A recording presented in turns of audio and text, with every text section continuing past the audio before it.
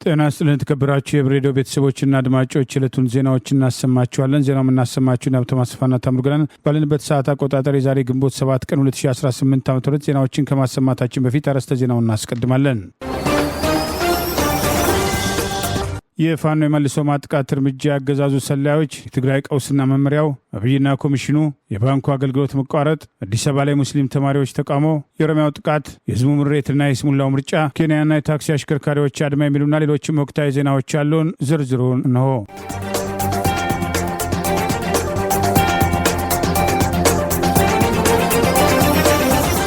ምኒልክ ዕዝ 102ኛ ኮር 12ኛ ክፍለ ጦር ሊያጠቃው በመጣ የጠላት ኃይል ላይ የወሰደውን እርምጃ ተከትሎ ከፍተኛ ሰብአዊና ቁሳዊ ኪሳራ ማድረሱን አስታወቀ። አገዛዙ በሽፋን የፋኖን እንቅስቃሴ ይሰልላሉ ያላቸውን ማሰማራቱ ተገለጸ። ህዝቡና የፋኖ መሪዎች ጥንቃቄ እንዲወስዱ ጥሪ ቀርበዋል። የአማራ ፋኖ ብሔራዊ ንቅናቄ ምስራቅ አማራ ቀጠና ምኒልክ ዕዝ ህዝብ ግንኙነት መምሪያ ዛሬ ግንቦት 7 ቀን 2018 ይፋ እንዳደረገው የዕዙ 102ኛ ኮር 12ኛ ክፍለ ጦርን ለማጥቃት የመጣው የጠላት ኃይል በመልሶ ማጥቃት እርምጃ ድባቅ መመታቱን ገልጿል። ዛሬ ግንቦት 7 ቀን 2018 በሰሜን ወሎ ዞን በራያ ቆቦ ከተማ በቅርብ ርቀት በአዲስ ዓለም በርና በሰንደዶ በር የ12ኛ ክፍለ ጦርን ከበባ ውስጥ ለማስገባት በሁለት አቅጣጫ ሙከራ ያደረገው የጠላት ኃይል ሳይሳካለት ቀርቶ ሙትና ቁስለኛ መሆኑን ጠቅሷል። የቀድሞ የዞብል አምባ ክፍለ ጦር ሰራዊት አባላት የአሁኑ የ12ኛ ክፍለ ጦር በሁሉም አቅጣጫ የመጣውን የአብይ አገዛዝ ስልጣን አስጠባቂ ወታደርና ባንዶችን በመከላከልና መልሶ በማጥቃት በጠላት ላይ መጠነ ሰፊ ሰብአዊና ቁሳዊ ኪሳራ ማድረሳቸውን ገልጿል። በአርበኛ ሀብተ ማርያም መንበሩ የሚመራው 12ኛ ክፍለ ጦር በሻለቃ በመከፋፈል በሁሉም አቅጣጫ የመጣውን የጠላት ቅጥረኛና አውራሪ ኃይል ቀድሞ ገዢ ቦታዎችን በመቆጣጠር በሞርተርና በዲሽቃ እንዲሁም በመትረየስና በስናይፐር አይቀጡ ቅጣት በመቅጣት ጠላት ያላሰበውን ሰብአዊና ቁሳዊ ኪሳራ እንዲያደርስ ማድረጉንም ጠቅሷል። የጠላት ኃይል ያሰበው ሳይሳካለት ክንደ ብርቶቹን 12ኛ ክፍለ ጦር መቋቋም አቅቶት የቀረ ኃይሉ ወደ መጣበት ለመፈርጠጥ የተገደደ ሲሆን ምኒልክ ዕዝ 102ኛ ኮር የአማራ ህዝብ የቁርጥ ቀን ልጆች የ12ኛ ክፍለ ጦር የሰራዊት አባላት የጦር ሰፈራቸውን ሳያስደፍሩ ዛሬም እንደ ትላንቱ ክብራቸውን በማስጠበቅ የኃይል የበላይነት በመውሰድ በጠላት ላይ ድል መቀዳጀታቸውን ገልጿል። የ12ኛ ክፍለ ጦር አሃድ የሆኑት በአንደኛ ሻለቃ፣ በሁለተኛ ሻለቃና በሶስተኛ ሻለቃ ብርቱ ምት የተፈረከረከው የጠላት ኃይል አስከሬኑን ለማንሳት ባለመቻሉ የአየር ኃይል ጥቃት ለሽፋን ቢጠቀምም የፋኖን እንቅስቃሴ ማስቆም እንዳልቻለ ይኸው መረጃ ጠቅሷል። የአማራ ፋኖ ጥቃትን መቋቋም ያቃተውና ቤተ ክርስቲያንን በማውደም የሚታወቀው አገዛዝ ሆርማት ሆኖ በግምት ባስወነጨፈው መድፍ በዋጃ ከተማ የቅርብ ርቀት በተለምዶ አልካ መንደር ተብሎ በሚጠራ አካባቢ 2 ሰላማዊ ሰዎችና 6 እንስሳትን መግደሉን ምኒልክ ዕዝ ህዝብ ግንኙነት መምሪያ ዛሬ ግንቦት 7 ቀን 2018 ባወጣው በዚሁ መረጃ ጠቅሷል። ይህ በእንዲህ እንዳለ አገዛዙ የፋኖን እንቅስቃሴ ለመከታተል በተለያዩ ጊዜያት የተለያዩ ሽፋኖችን እየተጠቀመ ሲንቀሳቀስ የቆየ ሲሆን በአሁኑ ወቅት የቆሻሻ ጽዳት በሚል ሽፋን ሰላዮችን በገጠር ከተሞች ጭምር በማሰማራት የፋኖና የፋኖ መሪዎችን እንቅስቃሴ በቅርብ ለመከታተል ከፍተኛ ገንዘብ መድቦ እነዚህን ሰላዮች ማሰማራቱን በወር እስከ 30 ሺህ ብር ደሞዝ የሚከፈላቸውና በቀን እስከ 8 ሺህ ብር የአበል ክፍያ ይሰጣቸዋል የተባሉ የአገዛዙ ቅጥረኞች በዚህ ሽፋን እየተንቀሳቀሱ በመሆኑ ፋኖ ህዝቡና የፋኖ መሪዎች እስከ ገጠር ከተሞች ድረስ የሚያደርጉትን እንቅስቃሴ በንቃት እንዲከታተሉ ጥሪ ቀርበዋል። ይህ በእንዲህ እንዳለ የአማራ ፋኖ ብሔራዊ ንቅናቄ ጎንደር ጠቅላይ ግዛት በላይ ዕዝ የሜጀር ጀነራል ውባንታ ባተ ተወርዋሪ ክፍለ ጦር ጉና ክፍለ ጦር ስር ያሉት መቅደላ አምባ ብርጌድና ገብረ መስቀል ብርጌድ በጠላት ላይ የተቀናጀና የተናበበ ጥቃት በመሰንዘር ድል መቀዳጀታቸውን ዕዙ ባወጣው መረጃ አስታውቋል። ማህደረ ማርያም ከተማን ለመቆጣጠር በሜካናይዝድ ደረጃ በአራት አቅጣጫ የተንቀሳቀሰ አገዛዙ ስልጣን አስጠባቂ ሰራዊት በድሮን የታጀበ ጥቃት ከፍቶ ማህደረ ማርያምን ለመያዝ የቻለ ቢሆንም ከጠዋቱ 5 ሰዓት ሰማዩ በደመና ሲሸፍን የክፍለ ጦር ቃኝና መሐንዲሶች ልዩ ግዳጅ ፈጻሚ የሆኑ ከ50 በላይ ከተማ ዘመቻ ጠበብት ፋኖች መሃል ማህደረ ማርያም ከተማ በመግባት በተመረጡ ምሽጎችና በተመረጡ የመከላከያ አመራሮች ላይ ደፈጣ ጥቃት በማድረስ ከፍተኛ ሰብአዊና ቁሳዊ ኪሳራ በጠላት ላይ ማድረሳቸው ታውቋል። በቪዲዮ ማስረጃ ጭምር የተዘዋወረውና በርካታ የጠላት ኃይል የወደቀበት በዚህ ጥቃት የከተማውን ተልዕኮ የተሰጣቸው ግዳጃቸውን ሲፈጽሙ የሜጀር ጀነራል ውባንታ ባተ የጉና ክፍለ ጦር 2 ብርጌዶች መቅደላ አምባ ብርጌድና ገብረ መስቀል ብርጌድ በጋራ በእብሪት ማህደረ ማርያም ከተማ የገባው አገዛዙ ስልጣን አስጠባቂ ጦር ከጥቅም ውጭ በማድረግ አገዛዙ ድሮን ባይደርስለትም ከባድ መሳሪያዎችን ቢጠቀምም ከፋኖ ሽንፈት አለመዳኑን ይኸው መረጃ ጠቅሷል። ጠላት ያልጠበቀው ከፍተኛ ኪሳራ ያስተናገደ ሲሆን በተመሳሳይ በገላውዲዮስ ከተማ እስቴ መካነ ኢየሱስ በነበሩ ውጊያዎችም የሜጀር ጀነራል ውባንታ አባተ የተለያዩ ክፍለ ጦሮችና አህዶች በጠላት ላይ ከፍተኛ ሰብአዊና ቁሳዊ ኪሳራ በማድረስ ድል መቀዳጀታቸውን በላይ ዛሬ ግንቦት 7 ቀን 2018 ባወጣው ተጨማሪ መረጃ ገልጿል።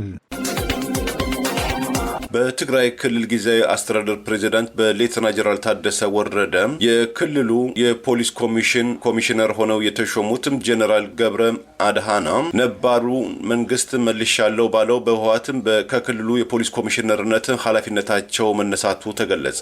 በምትካቸውም ከ2013 ዓ.ም ክረምት ጀምረው በአቶ ጌታቸው ረዳም የመሪነትም ጊዜ የፖሊስ ኮሚሽነር የነበሩት ኮሚሽነር ይህደጎም ስዩም ተመልሰው መሾማቸውም ታውቋል። ኮሚሽነር ይህደጎም ስዩም ዛሬ ስራቸውን የጀመሩ ሲሆን በኢህአዴግ ጊዜ የአዲስ አበባ ፖሊስ ኮሚሽን በኮሚሽነርነት መርተው እንዲሁም በፌዴራል ፖሊስ ውስጥ በአመራርነት ማገልገላቸውም ይታወቃል። ጄኔራሉን በአንድ መስመር ደብዳቤን ከስልጣን መነሳታቸው ከፍተኛ አለመግባባት መፈጠሩን የሚገልጹ ለገዢው ብልጽግና ፓርቲ የወገኑ መገናኛ ብዙሃን የገለጹ ሲሆን ይህ እርምጃም ከስልጣን መነሳት የመፈንቅለ መንግስቱም አካል ነው ተብሎ ይገመታልም ሲሉም ተደምጠዋል። የፕሪቶሪያው ሰላም ስምምነትን ወደ ጎን በማድረግ በትግራይ የነበረው የህወሓት ኃይል የራሱን አስተዳደር በፍጥነት እየዘረጋ ሲሆን በአንጻሩ የጊዜያዊ መንግስቱን መዋቅር እንደ ሸረሪት ድር በጣሶም ጨርሶታልም ሲሉም ተስተውሏል። የራሱን አስተዳደር የመዘርጋት አካል የሆነው ሹምሽር በፍጥነት እየተከናወነ ነው የሚሉት እነዚሁ መገናኛ ብዙሃን በዚህ ሹምሽር ሌተና ጀነራል ታደሰ ወረደን የሚደግፉና የህወሓት ምክር ቤት መመለስን የሚቃወሙ ሰዎችን በመለየትም ከስልጣን እያነሳቸው ነው ብለዋል። ከዚህ ቀደም የጀነራል ታደሰ ደጋፊ ነህ በሚል የትግራይ ሰው ሀብት አስተዳደር ኃላፊ ጀነራል ነጋሽን ከስልጣን ያነሳው ህወሓት በተመሳሳይ የጀነራሉን የፕሬስ ሴክሬታሪ ኃላፊ የነበሩትን ዶክተር ገብሩ ካሳይን በቅርቡም በመቀሌ ከተማ ውስጥ በፖሊስ ቁጥጥር ስር ሆነው መታሰራቸውም ይታወሳል። የጠቅላይ ሚኒስትሩ ጉዳይ አስፈጻሚ የሆነው ሀገራዊ ምክክር ኮሚሽን በተመለከተ ጠቅላይ ሚኒስትሩ የሰጡት አስተያየት የተለመደ የማደናገር ስልታቸውን መቀጠላቸው በወቀሳ እየተነሳ ይገኛል። ሀገራዊ ምክክር ኮሚሽን የተባለው የገዢው ብልጽግና ፓርቲ ጉዳይ አስፈጻሚ በተለይም የኦሮሞ ብልጽግና ፓርቲ አጀንዳዎችን ለማስፈጸም በጠቅላይ ሚኒስትሩ የተመለመሉት የኮሚሽን አባላት ገዢው ብልጽግና ፓርቲ በበላይነት በተቆጣጠረበት ፓርላማ ተሾሙ የተባለ ቢሆንም ተልዕኳቸው የገዢውን ብልጽግና ፓርቲ ጉዳይ ማስፈጸም ሆኖ በተግባር የተረጋገጠበት የሀገሪቱን ችግር በምክክር መፍታት ቀርቶ ወዴት አቅጣጫ እንደሚሄዱ ግራ የተጋቡበት በተደጋጋሚ የሚሰጧቸው አስተያየቶች ጥያቄ የተነሳበት ሲሆን ዛሬ ኮሚሽኑ የጠቅላይ ሚኒስትሩን አገዛዝ ድራማ ለመተወን ራሱን ገለልተኛ አድርጎ ለማሳየት የሄደበትና በሀገሪቱ የእርስ በርስ ጦርነት ባለበት በርካታ የህሊናና የፖለቲካ እስረኞች ዛሬም እስር ቤቶችን ባጣበቡበትና በነጻ ሀሳባቸውን የገለጹ ሙዚቃ አዳመጣቸው የተባሉ ዜጎች ጭምር በአገዛዙ አፈና የፈጠራ ሽብር ክስ እየቀረበባቸው ባለበት በዚህ ወቅት የሀገሪቱን ችግር በውይይት ለመፍታት እንንቀሳቀሳለን ሲል የቆየው ኮሚሽን ዛሬ ጠቅላይ ሚኒስትሩን ጨምሮ የፌዴራልና የክልል መንግስት ባለስልጣናት በተገኙበት ሪፖርት ማቅረቡ ተጠቅሷል። በዚህ መድረክ ላይ ጠቅላይ ሚኒስትሩ ኮሚሽኑን ገለልተኛ አድርገው ለማሳየት የሞከሩ ቢሆንም በእሳቸው ቁጥጥር የሚንቀሳቀሰው ኮሚሽን የተሰጠው የ3 ዓመት የስራ ጊዜ ተጠናቆ ተጨማሪ ዘመን የተጨመረለትና ይህንንም ተከትሎ ጠቅላይ ሚኒስትሩ የፈለጉትን ከምርጫው በፊት ፕሬዚዳንታዊ ስርዓት እንዲመሰረት አዲስ እያስገነቡት ባለው ቤተ መንግስት ምርጫውን ሽፋን በማድረግ ፕሬዚዳንት አብይ አህመድ ተብለው ለመንገስ ያላቸው እቅድ የተጓተተ ሲሆን በተለይም ባልተጠበቀ ሁኔታ በትግራይ ያለው አገራዊ ምክክር በእንጥልጥል መቅረት በአማራ ህዝብ ላይ የከፈቱትን ጦርነት ተከትሎ ከተሞች አካባቢ ከሰሩት ድራማ ውጪ በአማራ ክልልም አገራዊ ምክክር ኮሚሽን የሚባለው ተቀባይነት እንደሌለው በአሁኑ ወቅት በስር ላይ የሚገኙ የህሊናና የፖለቲካ እስረኞች ከኮሚሽኑ መቋቋም ማግስት ጀምሮ የተቃወሙትና በአገራዊ ምክክር ስም የአገሪቱን ችግር ለማወሳሰብ የገዢው ብልጽግና ፓርቲ ፍላጎትን ለማስፈጸም እየተንቀሳቀሰ ያለው ኮሚሽን በታሪክ ጭምር ተጠያቂ እንደሚሆን በተደጋጋሚ በወቀሳ ሲነሳ ቆይተዋል። ጠቅላይ ሚኒስትሩ ዛሬም ድረስ ጥያቄ የሚነሳበት የዶክትሬት ዲግሪያቸውን በተሰረቀ ጥናታዊ ጽሑፍ ያረጋገጡላቸውና ያሳለፏቸው የአዲስ አበባ ዩኒቨርሲቲ የቀድሞ መምህር የሆኑት ዶክተር ዮናስ አዳየን ጨምሮ በኮሚሽኑ ውስጥ ያስገቧቸው ኮሚሽነሮች ለሳቸው ፍጹም ታማኝ ሆኖ የሀገሪቱን የፖለቲካ ችግር በገለልተኝነት ለመፍታት ቀርቶ ወዴት አቅጣጫ እንደሚሄድ ኮሚሽኑ በየጊዜው የሚሰጣቸው መግለጫዎች ግራ የሚያጋቡ መሆናቸው በወቀሳ ሲነሳ ቆይቷል። አንዴ የእኛ ስራ አጀንዳ መሰብሰብ ነው፣ ከዛ ውጭ ያለው ጉዳይ እኛ አይደለም ሲል የቆየው ኮሚሽን አዲስ አበባን፣ ድሬዳዋና ሞያሌን ወደ ኦሮሚያ ክልል ለማጠቃለል ከኦሮሚያ ክልል አጀንዳ አሰበሰብ ያለበትና እነዚህን ጨምሮ በእናንተ በኩል ሀገራዊ ምክክር ኮሚሽን የተባለው ህወሓት በበላይነት የተቆጣጠረው የ1983ቱን የሽግግር ጉባኤ የሚያስታውስና በአሁኑ ወቅት ኦሮሞ ብልጽግና ፓርቲን አጀንዳ ለማስፈጸም በሀገራዊ ምክክር ኮሚሽኑ ስም የሚደረገው እንቅስቃሴ እንቅስቃሴም ተመሳሳይ መሆኑ አማራ በሁለቱም ሂደቶች ያለመወከሉን በእስር ላይ ከሚገኙት የህሊናና የፖለቲካ እስረኞች መካከል መምህርትና ጋዜጠኛ መስከረም አበራና በቅርቡ ከአሰቃቂ ሰብአዊ ጥቃትና እስር በኋላ የተፈታው ኤርሚያስ መኩሪያ በየበኩላቸው የአማራ ህዝብ በዚህ የድራማ ሂደት ውስጥ እንዳይሳተፍ ማስጠንቀቃቸው አይዘነጋም። በሌላም ሀገር እንደዚህ አይነት ውይይት አይተናናቅምና ከበቂ በላይ የኢትዮጵያን ፍላጎት መመለስ የሚችል ከ90% በላይ ኢትዮጵያን ያሳተፈ ሂደት ስለሆነ ለምናስበው ለውጥ ለምናስበው ሪፎርም መሰረት መጣል የሚችል ይመስለኛል። ጠቅላይ ሚኒስትሩ ከ90 በላይ የኢትዮጵያ ህዝብን ፍላጎት በአገር ውስጥና በውጭም የሚያካትት ውይይት እንዳደረገ አድርገው ኮሚሽኑን ለማቅረብ የሞከሩት ትግራይ ክልል ሙሉ ለሙሉ ከውይይቱ የተገለለበትና በቅርቡ የትግራይ ብሔር ተወላጆችን አዲስ አበባ ላይ ለመሰብሰብ የተደረገው ሙከራ በህወሓት በኩል ተቀባይነት እንደሌለው ተቃውሞ የቀረበበት በአማራ ክልልም ጦርነት ላይ ያለው ህዝብ በውይይቱ ያልተሳተፈበትና ከተሞች አካባቢ የተሰሩ ጥቂት የአገዛዙ የካድሬ ድራማዎች የአማራ ህዝብን እንደማይወክሉ የተገለጸ ቢሆንም ጠቅላይ ሚኒስትሩ ፍላጎታቸውን በዚህ ሽፋን ለማሳካት ያላቸውን ቁርጠኝነት ያሳያል የሚሉ አስተያየቶችም ተከትለው ቀርበዋል። በለንደንና በዋሽንግተን በስዊድን አገዛዙ ከዲያስፖራ ጋር አድርገዋል ያለው የውይይት ድራማ ተከትሎ ሰፊ ተቃውሞ የቀረበበት ሲሆን ይደግፉኛል ብሎ የጠራቸውን ጥቂቶች ሰብስቦ ያደረገው ውይይት ውጤታማ እንዳልነበር መዘገቡ አይዘነጋም። በተለይም ጠቅላይ ሚኒስትሩ ሀገራዊ ምክክር እየተደረገ ያለው የአገሪቱን መሪ የስልጣን ዘመን ለመገደብ ነው በማለት ለስልጣናቸው ሲሉ አገሪቱን በእርስ በርስ ጦርነት እያመሱ የሚገኙት ጠቅላይ ሚኒስትር በምርጫው ዋዜማ ስልጣናቸው እንዲገደብ በእሳቸው ቁጥጥር ስር ያለው ኮሚሽን ተልዕኮ እንደተሰጠው ለማስመሰል መሞከራቸው ተጨማሪ ወቀሳ አስከትሎባቸዋል። የቀድሞ ኦሮሚያ ክልል የካቢኔ አባል ዶክተር ሚልኬሳ ሚዳጋ በአብይ አህመድ ቤተ መንግስት ተጠርተው እኔ ስልጣን ፊት የሚቆም ካለ በቢላዋ ከትፋቸዋለሁ እስከ ማለት የደረሱበትና ከዚህ ቤተ መንግስት ሞት ካልሆነ የሚገላግለኝ የለም በማለት እንዳስፈራሯቸው ምስክርነት በአደባባይ መስጠታቸው አይዘነጋም።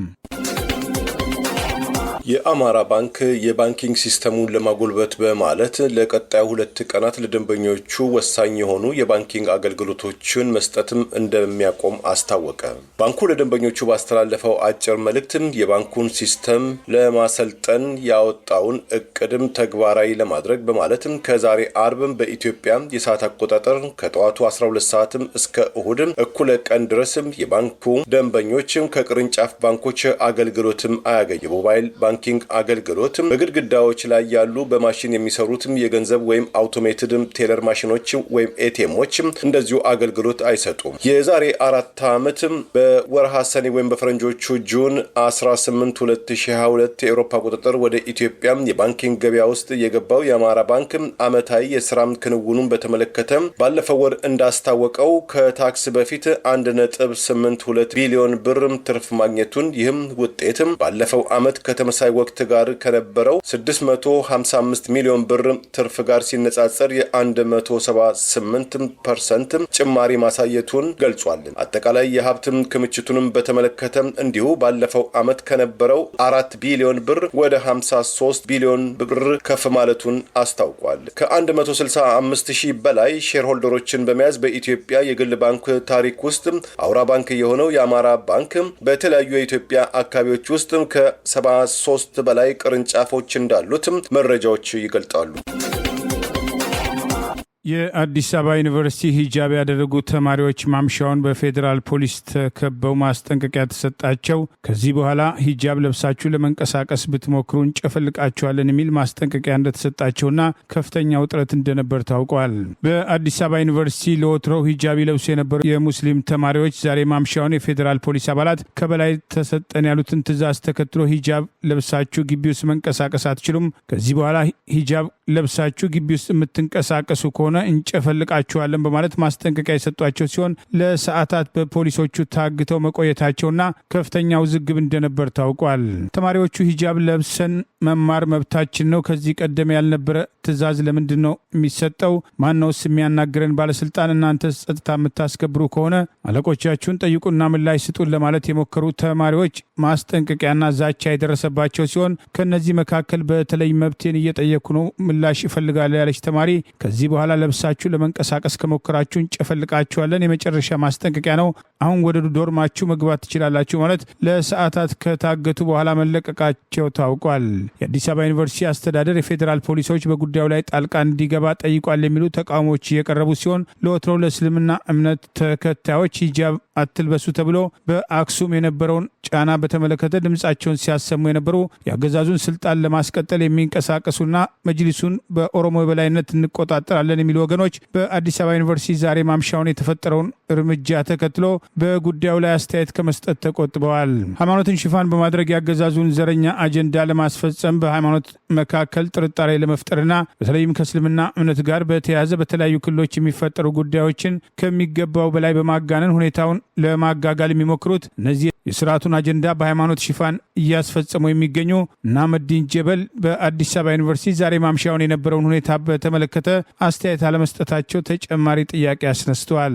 ከወራት በፊት በአክሱም ሂጃብ የለበሱ ተማሪዎች ላይ ተመሳሳይ ጫናና ተጽዕኖ የነበረ ሲሆን በፍርድ ቤት ውሳኔው እስከ ማከራከር የደረሰ ሲሆን በቅርቡም በአክሱም ከአደባባይ ላይ የጁማ ጸሎት ስነስርዓት ጋር በተያያዘ የአካባቢው ጸጥታ ሰዎች ማይክራፎን ቀንሱ አትቀንሱ በሚል ውዝግብ የእምነቱን ተከታዮች መደብደባቸውና ሃይማኖታዊ መጽሐፍትን ጭምር ማራከሳቸው በተቃውሞ ሲነሳ የነበረ ሲሆን ይህንን ጉዳይ ሲያራግቡ የነበሩ ወገኖች ዛሬ በአዲስ አበባ የፌዴራል ፖሊስ አባላት ከበላይ መጣልን ያሉትን ትዕዛዝ ተከትለው ሙስሊም ተማሪዎችን ሲያዋክቡና ሲያንገላቱ ከዚህ በኋላ ለብሳችሁ ብትንቀሳቀሱ እንጨፈልቃለን ሲሉ ዝምታ መምረጣቸው ጥያቄ አስነስተዋል። አገዛዙ በኢኮኖሚ ቀውሱ በመልካም አስተዳደር እጦትና አገሪቱ ውስጥ ባለው የእርስ በርስ ጦርነት ሳቢያ እየታመሰ የሚገኘው ህዝብ አመፅ ሊያስነሳብኝ ይችላል በማለት በተለይም በዋና ከተማ አዲስ አበባ ከጊዜ ወደ ጊዜ ወጣቶችን የዓይናችሁ ቀለም አላማረንም ብለው ማፈስ ተጠናክሮ የቀጠለ ሲሆን ዩኒቨርሲቲ ተማሪዎቹ ጫናውን ተከትሎ ያለ ሂጃብ ይንቀሳቀሳሉ ወይም ተቃውሟቸውን ከነገ ጀምሮ ያሰማሉ የሚለው ለጊዜው የታወቀ ነገር ባይኖርም ተማሪዎቹ ድምጻቸውን በተቃውሞ ለማሰማት በቴሌግራም ገጻቸው ውስጡን ማስተባበር መጀመራቸውን የሚጠቅሱ መረጃዎችን መውጣት ጀምረዋል።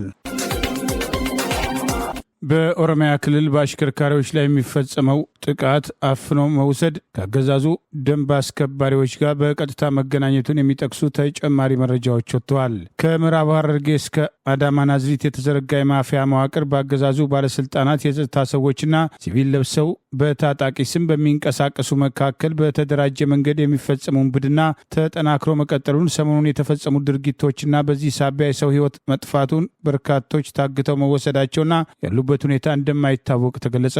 በኦሮሚያ ክልል ከትላንት በስቲያ ወለንጭቲ አቅራቢያ በተሽከርካሪ ላይ ተኩስ የተከፈተ ሲሆን ከተኩሱ በፊት የመንግስት ፖሊሶች መታራ ላይ በርካታ ተሽከርካሪዎችን በማስቆም በመቶ የሚቆጠሩ ተሽከርካሪዎች እርስ በርስ እንዲጠባበቁ በማድረግ ከቀኑ 11 ሰዓት ሲሆን የለቀቋቸው ሲሆን ነገር ግን ውስጡን ደውለው ያዘጋጇቸው ታጣቂዎች ደግሞ ተለቀው ከሄዱ መካከል በተለይም ጫት የጫነና ይበላሽብኛል ብሎ በፍጥነት ያሽከረክር የነበረ አሽከርካሪ ብዙ ሳይርቅ ወለንጭቲ አቅራቢያ መንገዱ ድንጋይ ተደርድሮ መዘጋቱን ፍጥነቱን ሲቀንስ ሲቪል በለበሱ ራሳቸውን ታጣቂ ባሉና በአካባቢው እንደሚንቀሳቀስ መረጃ የደረሳቸው ተኩስ የከፈቱ ሲሆን ይህንን ተከትሎ ድንጋዩን አልፎ በፍጥነት ለማሽከርከር ሲሞክር ተሽከርካሪው መገልበጡን፣ አንድ ሰው በወቅቱ መገደሉን፣ 4 ሰዎች ተይዘው ታፍነው የተወሰዱ ሲሆን ቀጥሎ የመጣው ሃይሎክስ ተሽከርካሪ ውስጥ ያሉ ሰዎች በሙሉ ታግተው መወሰዳቸውን ደንብ አስከባሪ ሚሊሻና ፖሊስ ትራፊክ በሚል በፍተሻ ስም ኬላ ላይ ቆሙ ጭምር ተናበውና ተቀናጅተው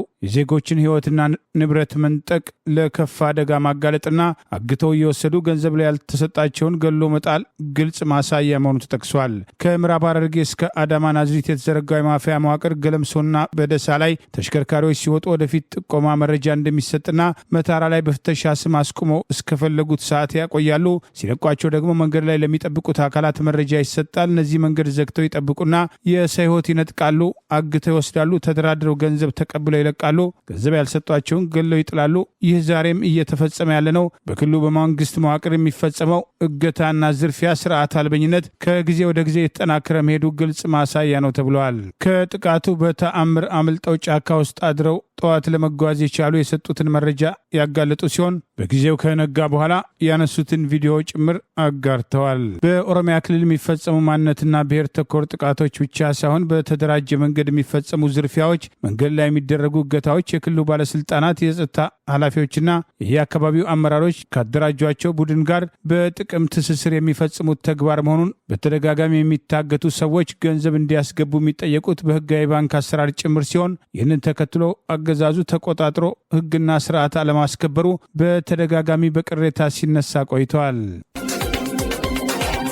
እንደ አውሮፓ አቆጣጠር በ2019 በኢትዮጵያ ሰማይ ቢሾፍቱ ወይም ደብረ ዘይትም አቅራቢያም ተከስክሶ በወደቀው ንብረትነቱ የኢትዮጵያ አየር መንገድ በሆነው ቦይንግ አውሮፕላን ላይ ህይወቷም የጠፋው አንዲትም ተጎጂ ቤተሰቦች የ50 ሚሊዮን ዶላርም ካሳም ተበየነላቸው። በአሜሪካው ቺካጎ ከተማ ባለፈው ሮብ የተሰየመው የፌዴራል ፍርድ ቤትም የጁሪዎችም ችሎትም የአሜሪካ የአውሮፕላን አምራች ኩባንያም ስሬት በሆነው ቦይንግ 737 ማክስ 8 አውሮፕላን ውስጥ በወርሃ መጋቢት ወይም በፈረንጆቹ ማርች 10 2019 ከአዲስ አበባ ወደ ኬንያ ናይሮቢ በሚበረው የበረራ ቁጥር ኢቲ 302 በነበረው የኢትዮጵያ አውሮፕላን ውስጥ ህይወታቸው ከጠፋው 157 የአውሮፕላኑ ሰራተኞችና ተሳፋሪዎች መካከል አንዷ የሆነችው የ24 ዓመቷም ሶማያ ስቱሞ ቤተሰቦች ባቀረቡት አቤቱታ ቦይንግ ኩባንያ በሰራው የቴክኖሎጂ ግድፈት 49.5 ሚሊዮን የአሜሪካን ዶላር እንዲከፍል ፍርድ ቤቱ ወስኗል። በአሜሪካው ማሳቹሴትስ ግዛት ሼፊልድ ከተማ ውስጥ ያደገችው በማሳቹሴትስ አምኸርስት ዩኒቨርሲቲ ምሩቋም ሶማያ በኢትዮጵያ አየር መንገድ አማካኝነት የመጀመሪያዋን ግዙፍ የሰብአዊ አገልግሎት ፕሮጀክት ስራዋን ለማከናወን በኡጋንዳ ውጥን ቢኖራትም ከአውሮፕላኑ ከአዲስ አበባ ቦሌ ዓለም አቀፍ አውሮፕላን ጣቢያም ከተነሳም 10 ደቂቃም ሳይሞላው ባልተለመደ ሁኔታው በአፍንጫው ተምዘግዝጎ ተከስክሶ አገር ሰላም ያሉት ሩቅ አላሚዎችም ተጓዦች ባጭሩም ተቀጭተዋል። የቺካጎ ችሎትም ጁሪዎችም የስቱማ ለገጠማትም ህመምና ስቃይ 21 ሚሊዮን የአሜሪካን ዶላር ካሳም፣ ልጃቸውን ላጡት ቤተሰቦቿም ለደረሰባቸው ጉዳት 16.5 ሚሊዮን ዶላር፣ ለቤተሰቦቿ ማስተዛዘኛ 12 ሚሊዮን ዶላር ቦይንግ እንዲከፍል መወሰኑን የቤተሰቡ ጠበቃዎችም ገልጸዋል። ጠበቆቹ በጋራ ባወጡት መግለጫ በተፈጠረው አደጋ ምክንያት የተጎጂ ቤተሰቦች የሞራል ካሳም እንዲያገኙ ፍርድ ቤቱ በመወሰኑ በጣም ደስተኛ ነን ብለዋል። ይህም ውሳኔም ሁለተኛው ሲሆን ቀደም ሲል ባለፈው ዓመት የተባበሩት መንግስታት የአካባቢ አየር አማካሪ ለነበረው በኢትዮጵያ አየር መንገድ ህይወቱ ለጠፋው ሼካ ግሬግ ቤተሰቦች የ28.5 ሚሊዮን ዶላር የሞራል ካሳ ቦይንግ እንዲከፍል መወሰኑን መዘገባችን ይታወሳል። ቦይንግ በትላንትናው ዕለት ባወጣው ጋዜጣዊ መግለጫ በኢትዮጵያ አየር መንገድ የበረራ ቁጥር 302 እና በኢንዶኔዥያው ላዮን አየር መንገድ የበረራ ቁጥር 610 በአጠቃላይ ህይወታቸው በጠፋው 346 ሰዎችም ጥልቅ ሐዘን ይሰማናል። አብዛኞቹን ጉዳዮችን በምክክር ወይም በሴትልመንት እልባት ለመስጠት ሞክረናል። የተጎጂ ቤተሰቦች በፍርድ ቤት አማካኝነት የሞራል ካሳም የመጠየቅ መብታቸው የተጠበቀ ነው። ይህንን መብታቸውንም እናከብራለን ብለዋል። የስቱማ ቤተሰቦች በተለይ ወላጅ አባቷ ማይክል ስቱማ ቦይንግ ኩባንያ ከኢንዶኔዥያው የአውሮፕላን ጥፋት ያልተማረም ግዴለሽ ኩባንያ ነው በማለትም ለአሜሪካ የአየር መንገድ ተቆጣጣሪዎችና ለኮንግረስ አባላትም ተቃውሟቸውን በተደጋጋሚ ጊዜያት በማሰማትም ይታወቃሉ። አገዛዙ ብቻውን ሮጦ የሚያሸንፍበትን ምርጫ ተከትሎ ህዝቡን በግዳጅ ምረጡ ምርጫ ካርድ አውጡ ማለት በተለያዩ ከተሞች የሚያደርገውን እንቅስቃሴ ተከትሎ በወላይታ ካገዛዙ ስልጣን አስጠባቂ ጦር በቦርድ የተሰናበቱ ከ21 ሺህ በላይ የሚሆኑ የቀድሞ ወታደሮች በሚጠቀሙበት ማህበራዊ ገጽ ከአስተባባሪዎቹ አንዱ ከዚህ ቀደም እንደ ቆሻሻ ተጥለናል፣ አሁን ደግሞ ምርጫ ደረሰ ሲባል ትፈልጉናላችሁ፣ ሳንመርጥ አቃጥላችሁን፣ አሁን ደግሞ የበለጠ ልታቃጥሉን ነው ወይ? እረፉ፣ አታፍሩም ወይ? በማለት ተቃውሞን በአደባባይ ሰምቷል። በዚያው በወላይታ የገዢው ብልጽግና ፓርቲ የምርጫ ባነር ቀደደ የተባለው ወጣት 24 ሰዓት ባልሞላ ውስጥ የ5 ወር እስራት ተፈረደበት። በህዝብ ላይ ጦርነት በማወጅ በአገሪቱ ሰላምና መረጋጋት በሌለበት ዜጎች ከቦታ ቦታ ተንቀሳቅሰው በሰላም ወጥተው የማይገቡበትና ሰሞኑን እንኳን በመተከል ሰላማዊ ሰዎች ላይ ያነጣጠረ ጥቃት ተፈጽመው 5 አውቶቡስ መካከል ከ30 በላይ የሞቱበት ከ50 በላይ የቆሰሉበትና ታፍነው የተወሰዱት የደረሱበት ያልታወቀ ቢሆንም አገዛዙ ብቻውን ሮጠው የሚያሸንፍበትን ምርጫ ድራማ ዓላማ ለማሳካት ዜጎችን እያስገደደ የምርጫ ካርድ አውጥታቸዋል በማለት ቤት ለቤት የሚያደርገው እንቅስቃሴ ብዙዎችን እያስቆጣ ሲሆን ከነዚህ መካከል ከ21 ሺህ በላይ የሚሆኑ ከአገዛዙ ስልጣን አስጠባቂ ሰራዊት በቦርድ የተቀነሱ የሰራዊት አባላት በሚሉበት ማህበራዊ ገጽ ላይ ከቀድሞ ወታደሮች አንዱ ሳንመርጥ ስታቃጥሉ ነበር፣ አሁን ደግሞ ቤታችን እየመጣችሁ ምን አድርጉ ነው የምትሉን? ተከራይተን በምንኖርበት ቤት እንዳንኖር አድርጋችሁናል። አርፋችሁ ተቀመጡ፣ ሁሉን ችለን ዝም ባልናችሁ ምረጡ ብላችሁ ትጎተጉቱናላችሁ ማለት ተቃውሞውንና ማስጠንቀቂያውን አቅርበዋል። እኛ ማንን ነው የምንመርጥ? ጭራሽ መርጠን እንቃጠል? ይኸውላችሁ እኔ ጋር 23 ሺህ የመከላከያ ሰራዊት አባል ተከታዮች አለን። በቦርድ የተሰናበትን አገራችንን በክብር ያገለገልን በየቦታው ለሚገባን ነገር ይሰጣቸው ተብሎ ህገ መንግስቱ የጻፈልን ሰዎች ጸጥ ረጭ ብለን አገራችንን ስለምንወድ ዝም ብለናል። ስለዚህ አትነካኩን። እኛ የምንመርጠው ማንም የለም። ጭራሽ ሳንመርጥ ያቃጠላችሁን መርጠን እንቃጠል? እረፉ፣ እኛ ጋር አትምጡ። ገዢው ብልጽግና ፓርቲ ራሱ ሮጦ የሚያሸንፍበትና በጫማው ስር ያለው ምርጫ ቦርድ የዚህ ወንጀል ተባባሪ የሆነበትን ሂደት ተከትሎ ከተለያዩ አቅጣጫዎች ተቃውሞ እየቀረበ ሲሆን በአማራ ክልል የአማራ ፋኖ ብሔራዊ ንቅናቄ ያቀረበውን ማስጠንቀቂያ ተከትሎ የምርጫ አስፈጻሚዎች አንንቀሳቀስም ሲሉ አገዛዙ የራሱን ወታደሮች ጭምር በምርጫ አስፈጻሚነት እያሰማራ ሲሆን ህዝቡን በግዳጅ የምርጫ ካርድ እያስወጣ መልሶ እየሰበሰበ አስቀድሞ ኮሮጆ እየሞላ መሆኑን መረጃዎችን ጠቅሰን መዘገባችን አይዘነጋም። የገዢው ብልጽግና ፓርቲ ሰዎች ህዝቡን አያውቁትም፣ እነሱ ድህነታቸውን በህዝብ ላይ አራግፈው ዛሬ ድሃ መጤፍ ጀምረዋል። ሰሞኑን የአዲስ አበባ ከተማ ከንቲባ አዳነች አቤቤ አዲስ አበባ ላይ ጎዳና የሚያስወጣና ምግብ የሚያስለምን ነገር የለም በማለት ገጽታ ያበላሻሉ በማለት ምግብ ለመጠየቅ አደባባይ የወጡ እናቶችን እያፈሱ ማሰራቸውን ህጋዊ ለማድረግ በተዘዋዋሪ የሰጡት አስተያየት ከንቲባዋና ፓርቲያቸው ከህዝብ ጋር ሆድና ጀርባ የሆነበት ለመሆኑ የምገባ ጣቢያ የተባሉት አማርጦ የሚበላበት አዲስ አበባ ውስጥ የት እንዳሉ ከንቲባው አድራሻውን እግረ መንገዳቸውን ቢነግሩን በማለት በህዝብ ስቃይና ችግር ላይ እስከ መሳለቅ የደረሱት ከንቲባ ትላንትና የተነሱበትን ረስተዋል። ከምንም ተነስተው ስልጣን ከጨበጡ በኋላ ዛሬ አማርጠው የሚበሉ ከአገር አገር እየተዘዋወሩ እንደ ልባቸው ህክምናቸውን የሚከታተሉ እሳቸውና ባለስልጣኖቻቸው ረሃብ የማያውቃቸውና ችግራቸውን በኢትዮጵያ ህዝብ ላይ አራግፈው የኢትዮጵያ ህዝብ ችግር የሆኑ አዲስ አበባ ላይ ከየቤቱ እያፈናቀሉ ሜዳ የጣሉት ህዝብ የሚበላው አጥቶ አደባባይ የወጡትን በችግራቸው ለመሳለቅ መሞከራቸው አገዛዙና ባለስልጣኖቻቸው እብሪታቸው ልክ እያጣ መሄዱ ያሳያል የሚሉ ወቀሳዎችም ተከትለው ቀርበዋል። እነዚህን በምርጫ ስም እንዲቀልዱብን መፍቀድ የለብንም። ረሃቡን ብንችል ጥጋቡን አልቻሉትም። እንዴት አዲስ አበባ ላይ ጎዳና የሚያስወጣ ምግብ የሚያስለምን ነገር የለም ትላለች ከንቲባ የሚል ሰፊ ተቃውሞ የተነሳባቸው ይገኛል። ምን እንደሆነ አላቅም። ጎዳና ላይ ወጥቶ ምግብ የሚያስለምን ምንም ምክንያት የለም አዲስ አበባ ውስጥ። እውነቱን ለመናገር እንደው ጎዳና ላይ የሚያስወጣ ምክንያት አዲስ አበባ ላይ በአሁኑ ሰዓት የለም። ከነኚህ ምገባ ማዕከላቶች ውስጥ ወደ አንዱ ጎራ ብሎ ትኩስ ንጹህ ምግብ፣ የተመጣጠነ ምግብ መመገብ የሚቻልበት ከተማ ሆኖ የኢትዮጵያም ዜጎች ለማህበራዊ ፍትህ ወይም ኢዜማ በሐረሪ ክልል ለህዝብ ተወካዮችም ያቀረበው ተወዳዳሪ ብሔረሰብ አባልነትን መስፈርት ተደርጎ በመቀመጡ ከእጩነት እንዲሰረዝ በክልሉ ጠቅላይ ፍርድ ቤት መወሰኑን አስታወቀ። ኢዜማ ዛሬ አርብ በወቅታዊ የምርጫ ጉዳይ በተመለከተ ባወጣው መግለጫ የሌሎች ተፎካካሪ ፓርቲ እጩዎችን በተመሳሳይ ምክንያት ከምርጫው መታገዳቸውን ገልጾም ክስተቱ ዜጎችም አንደኛና ሁለተኛ ዜጋም ተደርገው እንደሚታዩ የሚያሳይ ነው ሲል እርምጃውን ኮንኖታል። በዚህ ወር ይካሄዳል ተብሎ በሚጠበቀው ሰባተኛው አገር አቀፍ አጠቃላይ ምርጫ 1249 እጩዎችን በማስመዝገብ በሁለተኛ ደረጃነት ማለትም ከብልጽግና የሚከተለው ኢዜማ የምርጫ ሂደቱ ላይ አሉታዊ ተጽዕኖች ያላቸውን ጉዳዮች በመግለጫው ዘርዝሯል። ፓርቲው በዚሁ መግለጫው በምርጫው ላይ እያደረግን ባለው ተሳትፎም ከአቅማችን በላይ የሆኑትም ጉዳዮችም ለማህበረሰቡ ማሳወቅ አስፈላጊ በመሆኑ መግለጽ ተገደናል ሲል ፓርቲው መግለጫ ላይ በቀዳሚነትም የተቀመጠው በሐረሪ ክልል በብሔር ማንነት ምክንያትም ተነጥቋልም ያለውን ጊዜያዊና ዲሞክራሲያዊ መብት ጉዳይንም ጠቅሷል። ፓርቲው ለህዝብ ተወካዮች ምክር ቤትም እጩነት ያቀረበውን ተወካዮችና የሌሎችም ተፎካካሪ ፓርቲ እጩዎችም በክልሉ ጠቅላይ ፍርድ ቤትም ከምርጫ ውጪ እንዲደረጉ መወሰኑን በቅሬታም ገልጿል። ኢዜማ እንደገለጸው ይህ ውሳኔ የተላለፈው የክልሉ ህገ መንግስት ለሐረሪ ብሔራዊ ጉባኤ የሚወዳደሩ አባላት በምርጫ ለመወዳደር የሐረሪ ብሔረሰብ አባልነት መስፈርት አድርጎ በማስቀመጡ ነው ብሏል። ምርጫ ቦርድን በዚህ እጩ ፈንታ የመብቱ ባለቤትም ከሚያደርገው ኢትዮጵያዊ ዜግነቱ ይልቅ ከግለሰቡ ብዙ ማንነት አንዱ የሆነውን የዘውጌ ማንነቱን የሚያሟላ እጩ እንድንተካ በፍርድ ቤት ውሳኔ መስረት ትዕዛዝም ሰጥቶናል ሲል ኢዜማ በመግለጫው ላይ ቅሬታውን ገልጿል። ይህ ክስተትም ዜጎች በተለያዩ አካባቢዎችም ሲንቀሳቀሱ አንደኛና ሁለተኛ ዜጋ ተደርገው እንደሚታዩ በግልጽ ማስረጃ ሆኖ ሊቀርብ ይችላል ያለው ኢዜማ አሰራሩም ከኢትዮጵያ ህገ መንግስትም ተቃራኒ ነው ሲልም ተችቷል። ከፌዴራሉ ህገ መንግስት ጋር የሚቃረን ህግ ወይም ውሳኔ ተፈጻሚነት እንደማይሆነው በመግለጽ የኢትዮጵያን ህገ መንግስት ድንጋጌ መሰረት ውሳኔውን ለማስቀልበስም እስከ መጨረሻው ሂደትም እንደሚጓዝም ኢዜማ በመግለጫው ገልጿል። ኢዜማ ከዚህ በተጨማሪ በደቡብ ኢትዮጵያ ክልል የተለያዩ አካባቢዎች እጮቹና አስተባባሪዎቹ ላይ እስራትና እንግልት ወከባ መድረሱን በመግለጫው ያገለጸ ሲሆን እጮቹ በምርጫ ቦርድ ግፊት መልቀቃቸውን ጠቅሷል። ሌሎችም አባላቶቹ ግን አሁንም እስር ላይ መሆናቸውን በመግለጫው ጠቅሷል።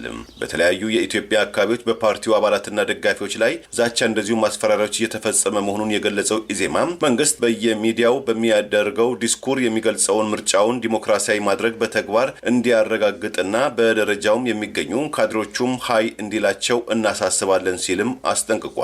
ምርጫ ቦርድም የማያዳግምና ቆንጠጥም የሚል ያለውን እርምጃዎች እንዲወስድም በህገ ወጥም ተግባር የሚሳተፉ የመንግስት ሹማምንቶችንም ተጠያቂነትም እንዲያረጋግጥን ስንል እንጠይቃለን ሲል ኢዜማ በመግለጫው ላይ አሳስበዋል።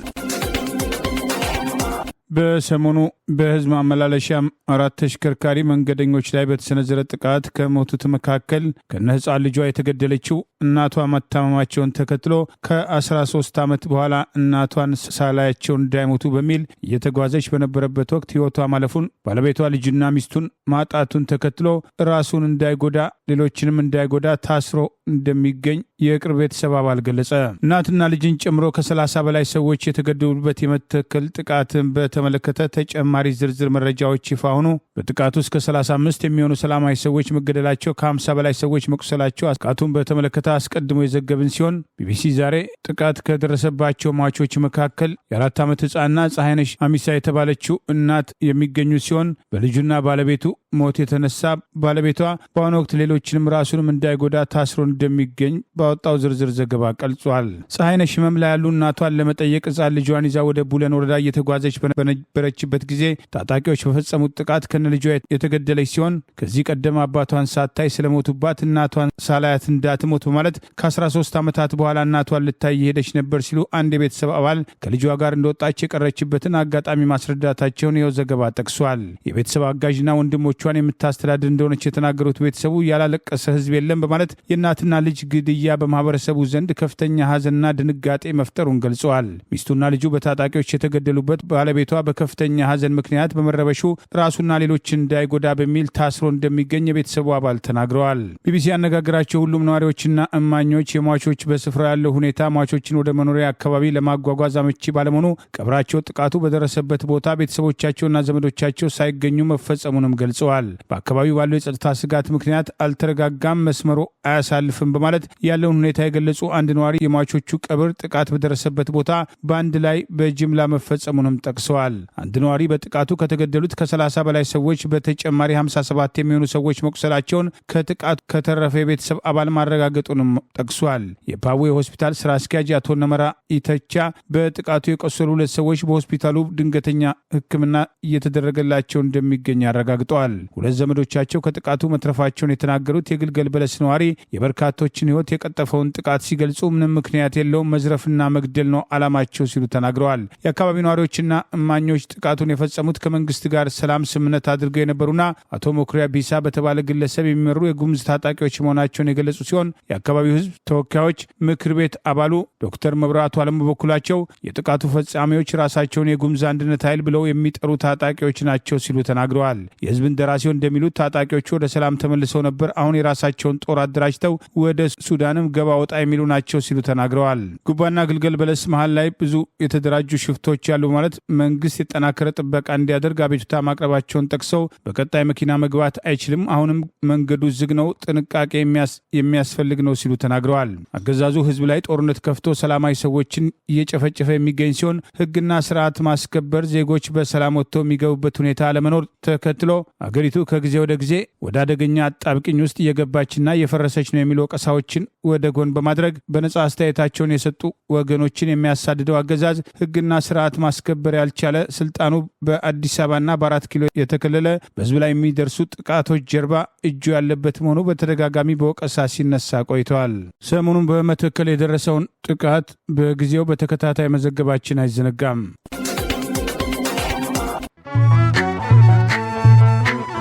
ቬጋስ ትዘምር ታላቅ መንፈሳዊ ዝግጅት በጉባኤ መካከል አመሰግናለሁ መዝሙር 21 22 ቬጋስ ትዘምር ልዩ የምስጋና መንፈሳዊ ጉባኤ በላስ ቬጋስ በእርግተ በዓል ዋዜማ ግንቦት 12 ቀን 2018 ዓ.ም ወይም ሜይ 20 2026 ዓ.ም ከ5 ፒኤም ጀምሮ በደብረ ምሕረት ቅዱስ ሚካኤል የኢትዮጵያ ኦርቶዶክስ ተዋሕዶ ቤተክርስቲያን የሚካሄድ ሲሆን በከተማ የሚገኙት አብያተ ክርስቲያናት ካህናት፣ አባቶች፣ በርካታ ዘማሪያና የሰንበት ትምህርት ቤት አገልጋዮች በተገኙበት መርሃ ግብሩ ይካሄዳል። በዕለቱ ሁላችንም በመላእክት ስርዓት ነጭ ልብሳችንን ለብሰን በደብረ ምሕረት ቅዱስ ሚካኤል ቤተክርስቲያን እንገናኝ በማለት የቤተክርስቲያኑ አባቶች ጥሪ አቅርበዋል። ቬጋስ ትዘምር ታላቅ መንፈሳዊ ጉባኤ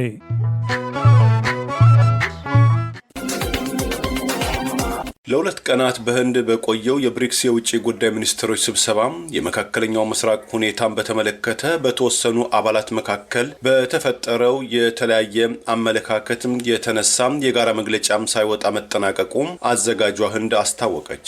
ካለፈው ሐሙስ ጀምሮ ሲካሄድ የነበረውና ኢትዮጵያን በውጭ ጉዳይ ሚኒስትሯ በዶክተር ጌዲዮን ጢሞቴዎስ የተወከለችበት ስብሰባም ዛሬ የተጠናቀቀ ሲሆን የህንድ መንግስትም ስብሰባውን አስመልክቶ ባወጣው መረጃ የህብረቱ አባል አገር የሆነችው ኢትዮጵያ በመጪው 2020 ዓመተ ምህረት ላይ የሚካሄደውን የዓለም አቀፉን የአየር ንብረት ለውጥ ስብሰባ ኮፕም 32ን አዘጋጅ መሆኗን ደግፈናል ብሏል። ኢትዮጵያ ለጉባኤው ያዘጋጀችውን የድርጊት መርሃ ግብር እና ቅድሚያ የሚሰጣቸው ጉዳዮች ዓለም አቀፍ የአየር ንብረት ጥበቃ ስራዎችን ይበልጥ እንደሚያጠናክሩ እንደዚሁም የታዳጊ አገራትን ተሳትፎ መሪነትን እንደሚያሳድግም ተገልጿል። በአባላት አገራቱ መካከል በተለይ በኢራንና በተባበሩት አረብ ኤሚሬት የተፈጠረው ልዩነት ተጽዕኖን ለማስፋት የሚያስፈልገው ብሪክስም አንድነትን ጠብቆ ማስቀረት ላይ የተጋረጠበትን ተግዳሮት ማሳየቱን የአሜሪካው የዜና አገልግሎት አሶሲኤትድ ፕሬስም ዘግበዋል። ህንድ ባወጣችው መግለጫም አባል ሀገራቱ በተለያዩ ጉዳዮች የየራሳቸውን ብሔራዊ አቋምና ሰፊ የጋራ ምልከታዎችንም መግለጻቸውን ገልጻም ከተወያዩባቸው ጉዳዮች መካከል ሉዓላዊነትን፣ የባህር ትራንስፖርት ደህንነትን እንደዚሁም በመካከለኛው ምስራቅ የሲቪሊያን መሰረተ ልማቶችና የንጹሃን ዜጎች ህይወትን ማስጠበቅ እንደሚገኙበትም ኤፒም ዘግቧል። የብሪክስ አባል አገራት የጋዛ ጉዳይም እንዲሁ የቀይ ባህር እና በባብ አልሜንዴብ ወሽመጥ ደህንነትን ማስጠበቅ በተመለከተ አንድ አባል ያለውን የሀሳብ ልዩነት እንዳስመዘገበ በመግለጫው ላይ ተጠቅሷል። ልዩነት የተመዘገበበት ይህ ነጥብ ሚኒስትሮቹ በቀይ ባህርና በባበል አልማንዴብ ወሽመጥ በማንኛውም አገር ስም የሚንቀሳቀሱ መርከቦች በዓለም አቀፍ ህግ መሰረት የመርከብ ጉዞ መብታቸውንና ነጻነታቸውን እንዲከበር የማድረጉ አስፈላጊነት አጽንኦት መስጠታቸውም ተገልጿል። የብሪክስ አባል አገራት የሆኑት ኢራንና የተባበሩት አረብ ኤሚሬት በጥምረቱ ስብሰባ የመጀመሪያው ቀን ላይ ውዝግብ ውስጥ መግባታቸውን በትላንትናው ዕለት መዘገባችን ይታወሳል። በዛሬ ያሉን ዜናዎች እነዚህ ናቸው። ዜናውን ስታደምጡ ለቆያችሁ የህብር ሬዲዮ ቤተሰቦችና አድማጮች ምስጋናችን ድረሳችሁ። የህብር ሬዲዮ ኦፊሻል ዩቲዩብ ቻናላችንን ሰብስክራይብ ያላደረጋችሁ ሰብስክራይብ በማድረግ በተጨማሪም የደወል ምልክቱን በመጫን የህብር ሬዲዮ ቤተሰብ እንድትቀላቀሉ በአክብሮት እንጋብዛለን። እንደወትሮ ሁሉ የህብር ሬዲዮ ቤተሰቦች ፕሮግራሞቻችንን ላይክ በማድረግ ሼር በማድረግ አስተያየቶቻችሁን በመስጠት አብሮነታችሁን ትገልጹ እንጠይቃለን። ከቻናላችን በተጨማሪ በአገር ቤት በአማራ ሳት ኤቢሲ በሚሰራጭበት ሳተላይት ታገኙናላችሁ። በድጋሚ እናመሰግናለን። ጤና ይስጥልን። ቸር እንቆይ።